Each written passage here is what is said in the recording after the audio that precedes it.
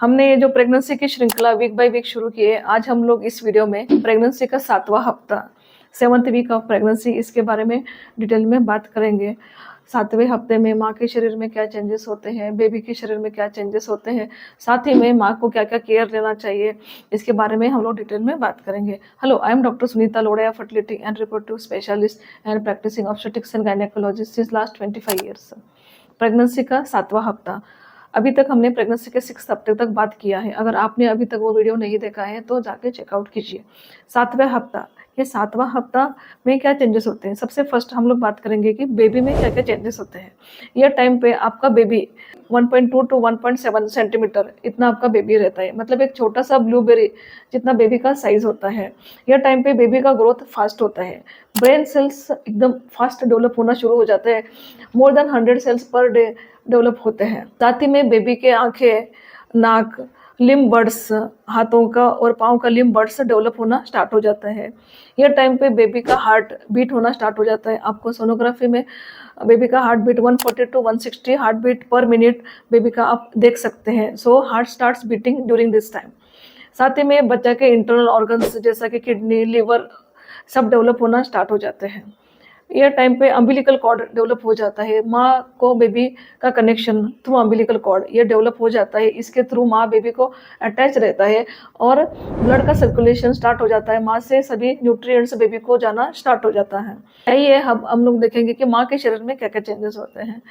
माँ को morning sickness हो सकता है, नोजिया लग सकता है, वोमिटिंग लग सकता है, जी मचलाना, खाना खाने में डिफ़िकल्टी होती है, खाना देखते ही उनको उल्टी जैसा महसूस हो सकता है, breast tenderness, heaviness in the breast हो सकता है, फिर कॉन्स्टिपेशन, ब्लॉटिंग, गैस प्रॉब्लम हो सकता है, फिर मूड चेंजेस, फटीग, वीकनेस, ये सब चेंजेस माँ को हो सकता है। अगर आपने अभी तक ये टाइम पे स्कैनिंग नहीं कराया तो सोनोग्राफी आपको ज़रूर कराना चाहिए। फिर माँ को अगर ये टाइम पे ये सब चेंजेस हो सकते हैं, लेकिन अगर उनको ज़्यादा मात्रा में पेट में दर्द हो रहा है या ब्लीडिंग हो रही है, ऐसा कुछ सिम्टम है, तो उनको जल्दी से जल्दी अपने डॉक्टर को कंसल्ट करना चाहिए। अभी हम लोग देखेंगे कि माँ को क्या क्या चीज़ करनी चाहिए, what to do during this time. तो ये टाइम पे सबसे पहले माँ को प्रीनेटल विटामिन्स, फोलिक एसिड, जैसा कि फोलिक एसिड अगर वो ले नहीं रहे तो उनको स्टार्ट करना चाहिए। फिर उनको नोज़िया वोमिटिंग कम करने के लिए थोड़ा थोड़ा खाना बार बार खाना चाहिए, स्मॉल फ्रिक्वेंट मील्स, और जो उनको पसंद है वो खाना खा सकते हैं। फिर stay hydrated during this time, उनको 7 से 8 ग्लास पानी एक दिन का पीना चाहिए, जिसकी वजह से उनका वोमिटिंग कम हो सकता है, they will feel more energetic. फिर ओवर द काउंटर उनको कुछ भी मेडिसिन नहीं लेना है, स्ट्रेस से उनको दूर रहना है। माँ को एडिक्वेट स्लीप होनी चाहिए, 7 से 8 घंटे की नींद एक दिन में ज़रूरी है, तो वो उनको लेना चाहिए। फिर माइल्ड एक्सरसाइज डॉक्टर के कंसल्टेशन के थ्रू आप कर सकते हो ड्यूरिंग दिस टाइम। अभी कौन सी चीज़ अवॉइड करना चाहिए ये टाइम पे।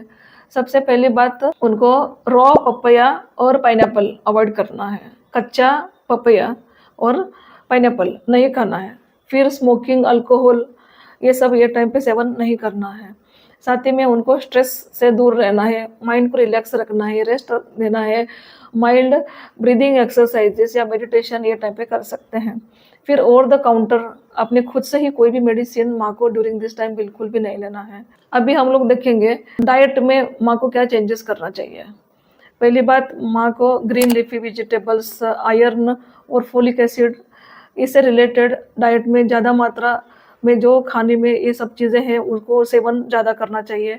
माँ को खाने में ड्राई फ्रूट, बनाना, कोकोनट वाटर का सेवन कर सकते हैं, जिसकी वजह से उनको हाइड्रेशन और एनर्जेटिक फील हो सकता है। अभी हम लोग देखेंगे कि स्कैनिंग एंड सप्लीमेंट्स, ये टाइम पे माँ को क्या करना चाहिए। अगर अभी तक माँ का स्कैनिंग नहीं हुआ है, आपने स्कैनिंग नहीं करवाया, तो एटलीस्ट आपको स्कैनिंग फर्स्ट कराना चाहिए। इस स्कैनिंग में बेबी आपका सही ग्रोथ हो रहा है कि नहीं आपको दिखेगा, बेबी का हार्ट बीट है या नहीं वो पता चलेगा। फिर सिंगल प्रेगनेंसी है क्या, मल्टीपल प्रेगनेंसी है, कहीं ट्रिपलेट्स तो नहीं है, उसके बारे में पता चलेगा।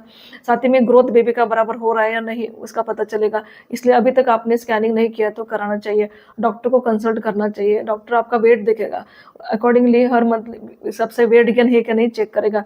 सो आपका वेट देखेगा, आपका ब्लड प्रेशर चेक करेगा, उसके हिसाब से आपको दवाई देगा। अगर आपको कोई प्री एग्जिस्टिंग डिसीजेस है जैसे कि डायबिटीज़, थायराइड या कौन सी भी दूसरी बीमारी है या जिसकी वजह से आप कोई दवाई ले रहे हो, कोई गोली ले रहे हो, तो आपको अपने डॉक्टर को बता देना है, जिसकी वजह से डॉक्टर वो अकॉर्डिंग टू प्रेगनेंसी वो चेंज कर सकता है या स्टॉप कर सकता है। तो ये टाइम पे डॉक्टर का कंसल्टेशन होना आपका बहुत ही ज़रूरी है। फिर आपको इमोशनल सपोर्ट, सी प्रेगनेंसी मतलब सिर्फ फिजिकल चेंजेस नहीं होता है, साथ में इमोशनल चेंजेस भी होता है। तो ये टाइम पे माँ को फैमिली का सपोर्ट, इमोशनल सपोर्ट बहुत ज़रूरी है। तो सबको फैमिली को साथ में लेके माँ के इमोशन समझते हुए उसके साथ में चलना ज़रूरी है। तो टू कंक्लूड, आज हमने इस वीडियो में देखा कि 7वें महीने में क्या चेंजेस होता है, तो 7वें महीने में क्या केयर लेना हमने बताया।